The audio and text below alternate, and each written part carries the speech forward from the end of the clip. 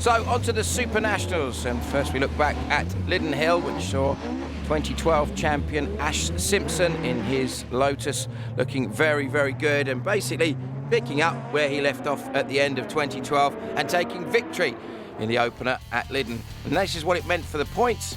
Simpson leads Stuart Emery ahead of Steve Cousins, Paul Wakeling and Gary Dixon in 5th position. So a bumper entry of cars for the Super Nationals, a very familiar sight of Ash Simpson and Paul Wakeling at the front, but some newcomers to the series have really bolstered the grid and provided some superb action throughout. Simpson, meanwhile, put his head down and did what he has done so many times before, just edged away from the rest of the pack. And it was victory in the first part of Heat 1 for Ash Simpson ahead of the familiar MG of Paul Wakeling. And it was Malcolm Boyd heading Stuart Emery, Gary Dixon and Martin Hawks as they headed off into the next part of the heat. But Hawks was to get more bad luck after a dramatic time at Lydden, getting tapped into a spin by the BMW of Gary Simpson. Struggling to get the car going once again. Emery, meanwhile, in the UK battery car, looking very, very cool, calm and collected. The Peugeot 206 coming home nicely ahead of Gary Dixon. Both the front-wheel drive cars looking very, very much in control. And the very leery rear-wheel drive car of Gary Simpson just ahead of Malcolm Boyd. So on the front of the grid for the next heats, Barry Dutton on the left as we look at it, Gary Dixon in the middle, and on the right, Gareth Softly. But look at the start from Ash Simpson. Rear-wheel drive at Lotus working very well in terms of putting its power down, but also a very strong engine for that car, punching him round the outside of Martin Hawks. Maybe a little bit of a tap there from behind. This damage on Hawks' car pushes Simpson a little bit wide, and he very gently has to edge his way back onto the track and watching for some damage on the back of the Merlin supported Lotus. I'm sure that there's a real sense of determination now with Ash Simpson. He was to work very, very hard and getting himself ahead of Martin Hawks, and then to try and chase down last year's runner-up in the championship, Gary Dixon of Hawks Care Car, working very, very well. Meanwhile, Simpson knows how to work his way to the front. He's done it so many times before, but unable to catch the flying Gary Dixon. He looked absolutely superb. That front-wheel drive Astra of his really working well, and he brings it home ahead of Simpson with Martin Hawks in 3rd position, just ahead of Malcolm Boyd.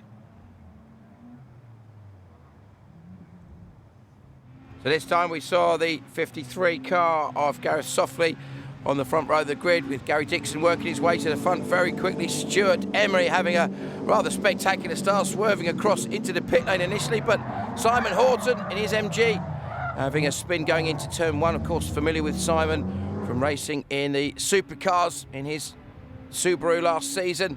And it's a very spectacular race, all in all, for Stuart Emery. He's continuing his slightly unusual lines, taking to the grass as they came down towards turn 1. A lock-up for Paul Wakeling, forcing both cars wide.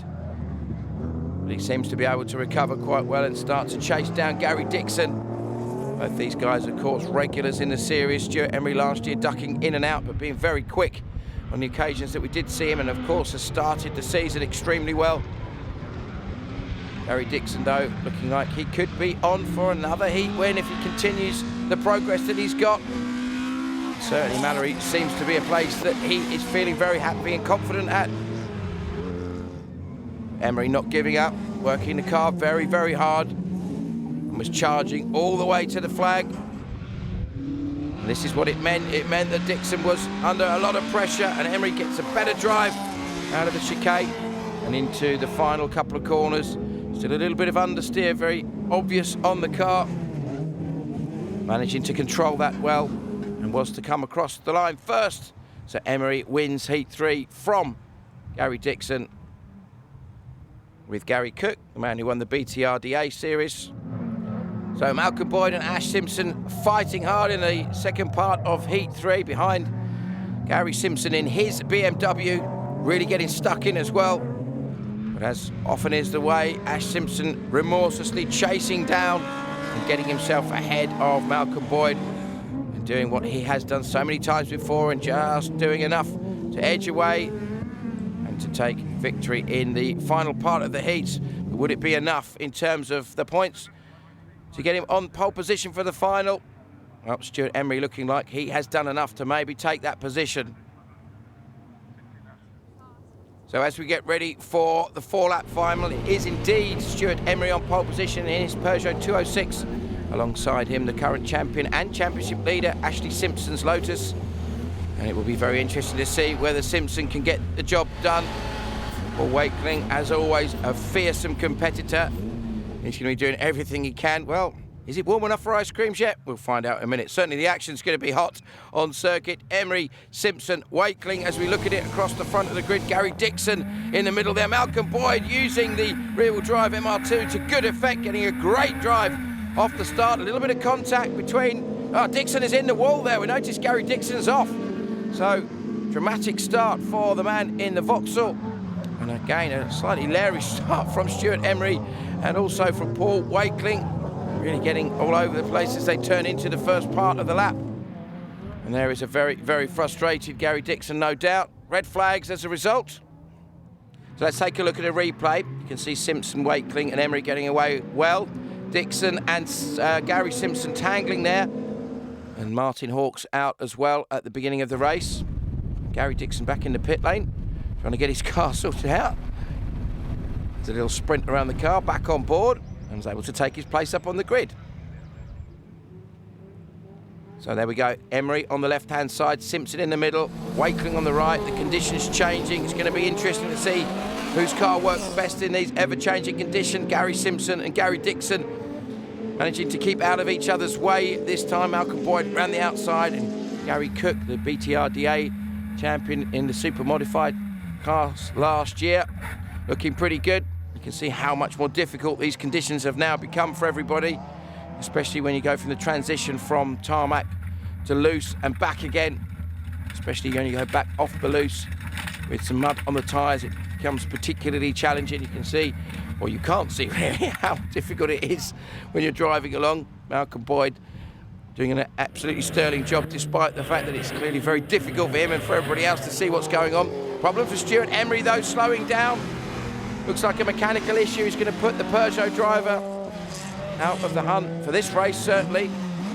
Means that Ash Simpson has been able to have it all his own way. Has just been driving away so far, looking very cool, calm and collected.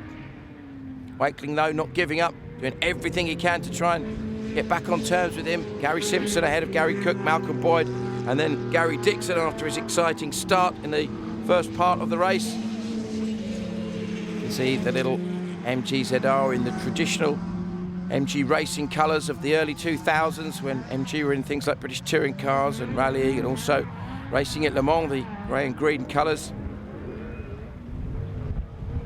And his car looked like it's working very, very well in these difficult conditions. A bit further ahead, you can see just how bumpy this section is on the back straight. Gary Dixon looking like he's got a bit of momentum, trying to get on the back of Malcolm Boyd. But this man, Ash Simpson, the Merlin sponsored car, is looking, as always, incredibly well balanced and being driven superbly by our champion from last year. The man who won 5 out of 6 races last year has won 2 out of 2 in 2013. With it would extend his championship lead. Meanwhile, this fierce scrap continues further down the order. Gary's Cook and Dixon still fighting hard behind the other Gary, Mr. Simpson. And then Malcolm Boyd doing his best to stay with everybody as Wakeling heads them home in second. And a little spin after the flag for Gary Simpson.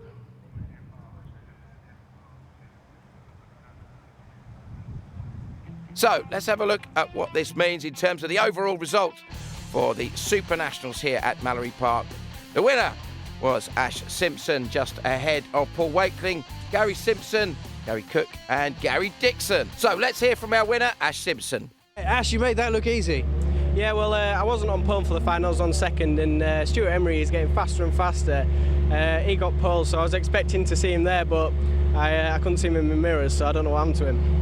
You're making a bit of a habit of this winning thing, aren't you? Yeah, it's quite good actually, because there aren't half as many things to fix on the car when you win and you're not tussling and smashing it to pieces. So it's better for the sponsors, all their names are intact, and it's just better.